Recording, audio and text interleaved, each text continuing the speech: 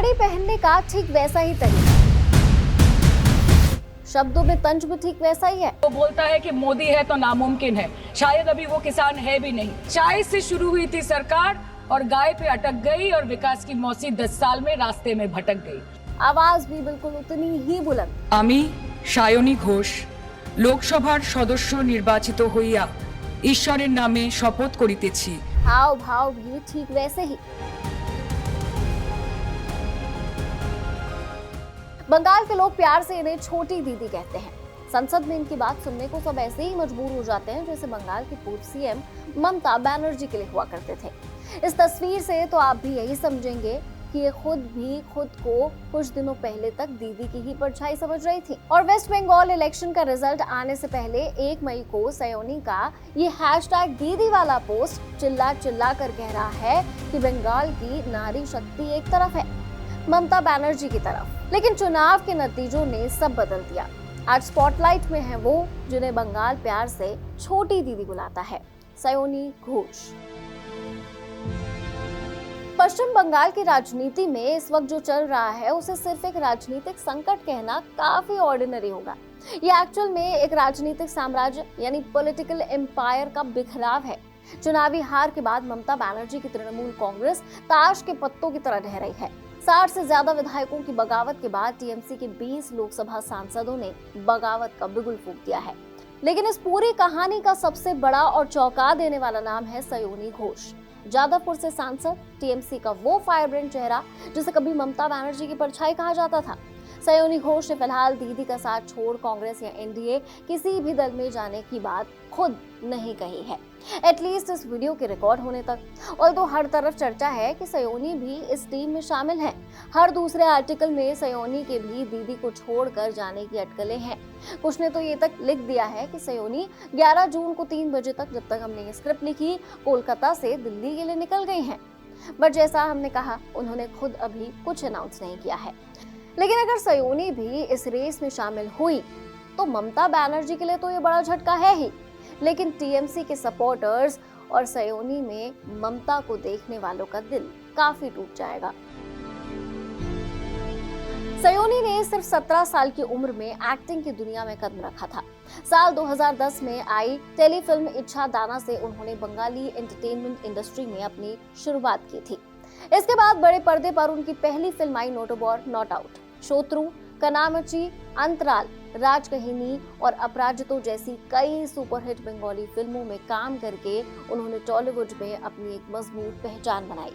इतना ही नहीं, एक्टिंग के साथ साथ वो एक बेहतरीन सिंगर भी हैं और उन्होंने कोलकाता फुटबॉल लीग की को-होस्टिंग भी की थी। लेकिन साल 2021 में उनकी लाइफ में एक बड़ा टर्निंग पॉइंट आया जब उन्हें खुद ममता बनर्जी ने कॉल किया। सयोनी ने टीएमसी का दामन थाम लिया। ऑल्दो 2021 के स्टेट असेंबली इलेक्शंस में टीएमसी ने उन्हें आसनसोल से मैदान में भी उतारा, लेकिन वो बीजेपी की अग्निमित्रा पॉल से चुनाव हार गई। मगर सयोनी के अंदर जो सबसे बड़ी खूबी थी वो थी उनकी पॉलिटिकल चपलता और क्राउड पुलिंग इमेज। रैलियों में उनकी दीवानी होने वाली भीड़ को देखकर खुद ममता बनर्जी ने उन्हें तराशना शुरू किया। फिल्मों से आई सयोनी को लेकर भी लोगों के मन में ठीक वैसे ही डाउट्स थे जैसे अक्सर होते हैं। लेकिन इंडियन एक्सप्रेस को दिए अपने एक इंटरव्यू में सयोनी ने कहा था that her entry into politics was not just a fluke. She said, बहुत से लोग सोचते हैं कि जो एक्टर्स राजनीति में आते हैं वो लोगों की सेवा करने को लेकर गंभीर नहीं होते। मैं इसी गलतफहमी को गलत साबित करने के लिए आई हूँ। सयोनी धीरे धीरे ममता बनर्जी के रंग में रंगने लगी। सफेद साड़ी और हवाई सैंडल पहने वो हूबहू दीदी की तरह सादगी और जमीन से जुड़े रहने का संदेश देने लगी। जनता को उनमें ममता बनर्जी की छवि दिखने लगी थी और सयोनी को भी इस तुलना से कोई खास ऐतराज नहीं था। राजनीति में कदम रखते ही सयोनी विवादों और हेडलाइंस के सेंटर में आ गई। त्रिपुरा में बीजेपी की एक नुक्कड़ सभा के दौरान उन्होंने खेला होवे का नारा लगाया था। इसके बाद त्रिपुरा पुलिस ने उन्हें गिरफ्तार कर लिया था। इसके बाद पश्चिम बंगाल के कथित भर्ती घोटाले में भी उनका नाम उछला, जहां ईडी ने उनके करीब 10 घंटे तक उनसे लंबी पूछताछ की। लेकिन इन सारी कंट्रोवर्सीज और विधानसभा चुनाव हार के बावजूद ममता बनर्जी का भरोसा उन पर कम नहीं हुआ। दीदी ने उन्हें साल 2023 में टीएमसी यूथ विंग की कमान सौंपते हुए प्रेसिडेंट बना दिया और 2024 के लोकसभा चुनाव में जादवपुर जैसी वीआईपी सीट से टिकट देकर उन्हें सीधा संसद पहुंचा दिया। सयोनी की ऑनेस्टी और लॉयल्टी का आलम तो ये था कि जब आम आदमी पार्टी के पूर्व नेता राघव चड्ढा के साथियों समेत बीजेपी में जाने की अटकलें तेज हुई, तब सयोनी घोष ने कहा था, मेरा नाम चड्ढा नहीं है, चड्ढा चड्डी बन सकता है, लेकिन घोष हमेशा घोष रहेगा। उनका ये बयान ममता बनर्जी के प्रति उनकी अटूट वफादारी का सबसे बड़ा सबूत माना गया था। यहाँ तक कि जादवपुर स्टेशन रोड पर सरकार के बुलडोजर एक्शन की निंदा करते हुए उन्होंने इसी 8 जून को लिखा था, जादवपुर स्टेशन रोड पर बुलडोजर की कार्रवाई दिल तोड़ने वाली है और अन्यायपूर्ण है। बिना किसी पूर्व सूचना के हटाना अनुचित है और पुनर्वास पर चुप्पी मौजूदा सरकार के इरादों पर गंभीर सवाल खड़े करती है। लेकिन अगर आप पॉलिटिक्स को फॉलो करते हैं तो जानते ही होंगे कि राजनीति में ना तो कोई स्थायी दोस्त होता है और ना ही कोई स्थायी दुश्मन। तो अब सवाल उठता है कि अचानक ऐसा क्या हुआ कि ममता की रेप्लिका कहे जाने वाली सयोनी बागी गुट में शामिल हो गई। मतलब क्यों ऐसी अटकलें होने लगी? तो 8 जून के बाद सयोनी ने कोई पोस्ट नहीं किया, कोई क्लैरिफिकेशन भी अभी तक नहीं दिया और खबर आने लगी कि 8 जून को ही कई सीक्रेट बैठकों के बाद सयोनी घोष का नाम टीएमसी के उन 20 सांसदों के ग्रुप में शामिल हो गया जो अब संसदीय नेता के तौर पर अभिषेक बैनर्जी को हटाने की मांग कर रहे हैं। बागी गुट की नेता काकोली घोष का कहना है कि वो एनडीए का समर्थन कर सकते हैं और आधिकारिक तौर पर बीजेपी में भी शामिल हो सकते हैं। बट अगेन सयोनी ने इस पर अभी तक इस वीडियो के रिकॉर्ड होने तक कोई कमेंट नहीं किया है।